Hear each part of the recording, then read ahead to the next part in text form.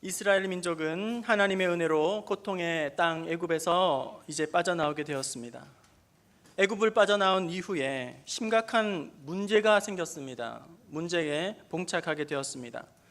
사도행전 7장에 보면 스데반의 설교 중에 모세에 대해서 언급하기를, 이 사람 모세는 백성을 인도하여 나오게 하고 광야 40년간 기사와 표적을 행하고 우리 조상들과 함께 광야 교회에 있었고, 이렇게 기록하고 있습니다. 여기에 좀 특별한 용어, 광야 교회라는 용어가 나오고 있습니다. 그러니까 출애굽한 이스라엘 민족들은 광야 교회를 이루었고, 그리고 앞에서 이끌어가는 이 지도자 모세는 바로 광야 교회의 담임 목사인 것입니다. 그런데 이 광야 교회에, 출애굽한 광야 교회에 문제가 생기게 되었습니다. 어떤 문제가 생겼을까요? 18장 18절에 우리 자막 보시면서 어떤 문제가 광야 교회에서 생기게 되는지 함께 보겠습니다. 18절 말씀 함께 보겠습니다. 너와 함께한 이 백성이 필경 기력이 쇠하리니 이 일이 내게 너무 중함이라. 내가 혼자 할 수 없음이라. 광야 교회가 이제 문제가 하나 생겼는데, 그것은 모세 한 사람에게 모든 일들이 다 집중되어지게 되고, 모세 한 사람에게 모든 것이 과중되면서 모세뿐만 아니라 모든 이스라엘 백성들에게 좋지 않다는 것입니다. 이대로 가다가는 필경 모세도, 그리고 모든 민족들도 다 지치게 되고 쇠하게 될 그런 지경에 놓이게 되었던 것이죠. 많고 많은 일을 모세 혼자서 담당할 수 없고, 또 이 많은 사람들을 광야교회 성도들이 이끌어갈 수 없게 된 것이죠. 이것이 지금 광야교회가 봉착한 아주 심각한 문제라는 것입니다. 이대로 가게 되면 교회가 엉망이 되고 만다는 거예요. 큰 위기를 당하게 된다는 거예요. 이 광야교회는 이 문제를 이제는 어떻게 극복하고 이 문제를 어떻게 처리하고 해결해 나가는가? 우리 25절 오늘 본문 말씀입니다. 이 문제를 어떻게 해결하고 있습니까? 25절 같이 봅시다. 시작. 이스라엘 무리 중에서 능력 있는 사람을 택하여 그들을 백성의 우두머리 곧 천부장과 백부장과 부장과 십부장을 삼음해. 모세 혼자서 담당할 수 없는 이 일들을, 이제 이 문제들을 어떻게 해결해 나가고 있는가? 모세를 도울 수 있는 일꾼들을 택하여 세움으로 말미암아 그 문제를 해결하고 있다는 거예요. 여러분, 오늘 이 말씀을 통해서 일꾼들을 택하여 세우는 분명한 이유와 목적을 알 수 있습니다. 일꾼들을 세우는 목적은 바로 모세를 돕기 위해서 세운다는 거예요. 그리고 또 한 가지, 민족 공동체의 유익을 위해서, 이스라엘 공동체의 유익을 위해서, 돕기 위해서 그렇게 세운다는 것입니다. 물론 일꾼들을 택하여 세우는 이유는 하나님의 나라를 위하여서, 하나님의 영광을 위하여서, 그것은 너무 당연한 것이죠. 굳이 말할 필요가 없다는 거예요. 그리고 일꾼들을 세우는 목적이 크게 두 가지가 있는데, 그것은 바로 리더하는 모세를 돕기 위함이고, 또 하나는 모든 공동체를 돕기 위해서 그렇게 일꾼들을 세우게 된다는 것입니다.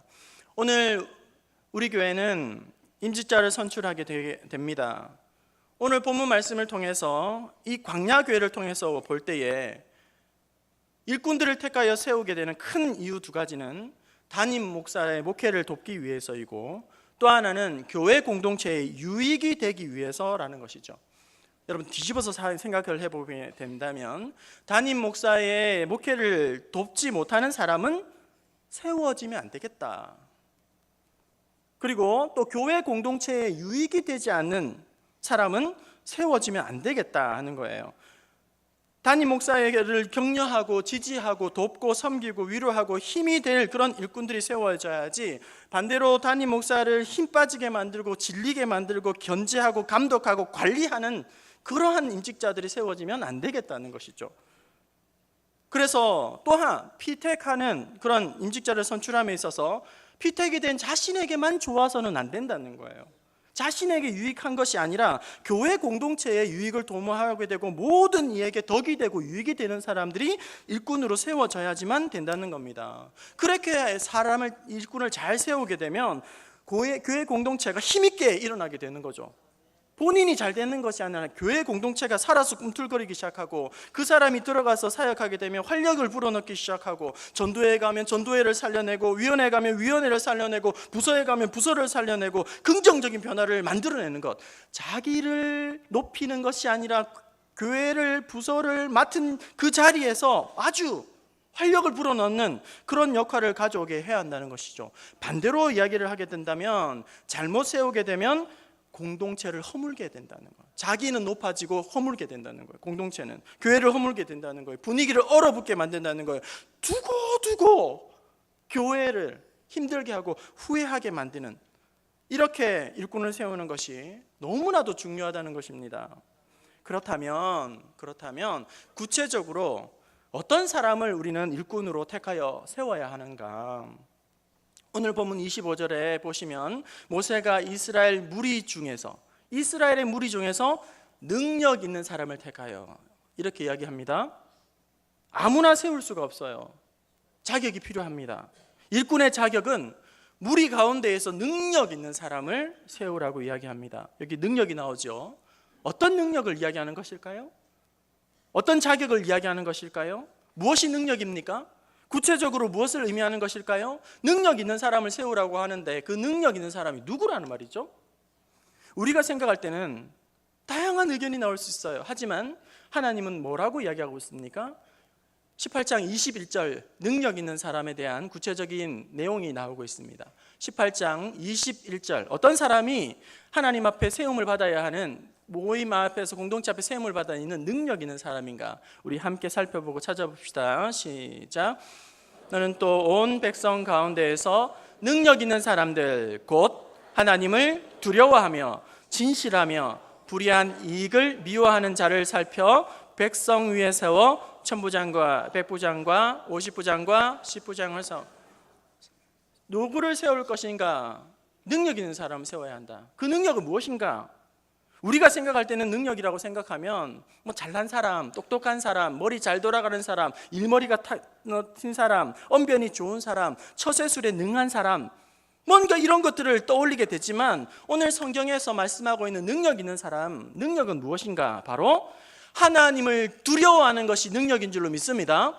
하나님을 두려워하는 사람이 능력 있는 사람이라는 거예요. 하나님을 누구보다도 경외하는 사람이 하나님 앞에서 가장 능력을 행하는 사람이라는 것입니다. 또한 능력 있는 사람은 진실한 사람이라고 합니다. 진실한 사람이 능력 있는 사람. 하나님 앞에서 진실하고 모든 성도들 앞에서 진실한 사람. 뒤에 뭔가 미심쩍은 일이 있으면 안 된다는 거예요. 또한 능력 있는 사람, 불의한 이익을 미워하는 사람이에요. 불의한 이익을, 뭔가 셈이 흐린 사람은 안 된다는 거예요. 뭔가 불투명한 사람은 안 된다는 거예요. 얼렁뚱땅하는 사람은 안 된다는 거예요. 불의한 이득을 탐하지 않는 것, 그 사람이 바로 하나님이 기뻐하시는 능력의 사람. 우리가 생각할 때는 이런 사람도 될 것 같고, 이런 사람도 될 것 같고, 이런 사람이 잘할 것 같고, 이런 사람이 능력 있는 것 같은데, 하나님의 관점에서 교회 공동체가 살기 위해서는 어떤 기준이 분명하다는 것입니다. 여러분, 인사가 만사라는 말이 있습니다. 인사를 잘하면 만사 오케이라는 거예요. 인사를 잘하면 만사 오케이라는 거죠. 하지만 인사를 잘못하게 되면 인사가 만사가 아니라 인사가 망사가 됩니다. 그리고 인사 참사가 되게 되는 거죠. 잘하면 만사 오케이, 잘못하게 되면 망사, 망하는 일이 되고 참사를 일으키게 될 수 있다는 거예요. 오늘 광야교회는, 오늘 성경에 나오는 이 광야교회는 문제가 생겼을 때에 일꾼을 하나님이 기뻐하시는 능력 있는 사람, 두려워하는 사람, 진실한 사람, 하나님을 경외하고 그리고 불의한 이득을 탐하지 않는 그런 좋은 일꾼들을 세움으로 인사가 만사가 되게 했다는 것입니다. 여러분, 임직자를 선출함에 있어서 임직자 선출은 인기 투표가 아닙니다. 우리 편, 네 편 가르는 게 아닙니다. 이런 임직자 투표는 감투 주는 거 아닙니다. 임직자 선거는 그동안 참 애썼다, 그런 보상이 아니라는 거예요. 오늘 말씀을 통해서 우리는 교회가 임직자를 선출하는 분명한 이유, 분명한 목적에 대해서 두 가지를 생각해 보았습니다. 두 가지. 다른 거 다 잊어버리셔서 두 가지를 기억하세요. 그리고 이 일꾼을 세움에 있어서 어떤 사람을 일꾼으로 하나님이 기쁘게 공동체에게 세워지기를 원하시는가? 내 마음이 아니라 우리 하나님의 그런 선구안을 가지고 여러분 이 귀한 일에 동참할 수 있기를 바랍니다. 우리 모두의 한결같은 마음의 소원은 하나님의 마음에 합한 자가 일꾼으로 세워지는 것입니다. 이 일에 하나님께서 신이 함께 하시고 역사하시고 또 온 교회가 이 일에 기쁨으로 참여하며 또 세워진 귀한 일꾼들을 기쁘게 세우고 자랑하는 그런 우리 부평중앙교회, 하나님의 마음에 쏙 드는 교회, 지금보다 앞으로 더욱 하나님을 기쁘시게 하는 복된 교회 될 수 있기를 주님의 이름으로 축원합니다.